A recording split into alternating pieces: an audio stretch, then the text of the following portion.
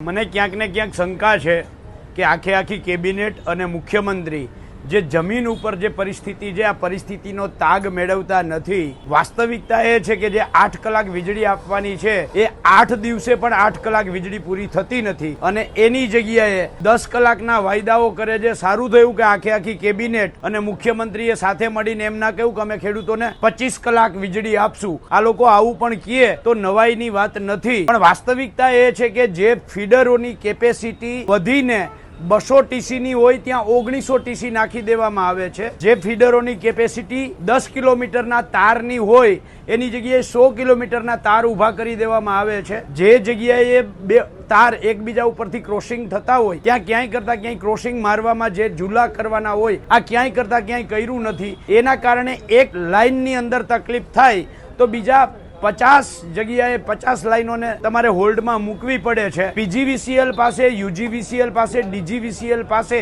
વાસ્તવિકતા એ છે કે ચેકિંગ કરવા માટે 500 ગાડીઓનો કાફલો છે, 500 માણસોનો સ્ટાફ છે, પણ જ્યારે ક્યાંય પણ નાની મોટી ફોલ્ટ આવે તો એમની પાસે ગાડી નથી, લાઇનમેન નથી। આ વાસ્તવિકતા તપાસ્યા વગર માત્ર અને માત્રમાં હવામાં ગોળીબાર કરતા હોય એવી રીતે મુખ્યમંત્રી શ્રી એમ કહે છે કે 10 કલાક વીજળી આપશું।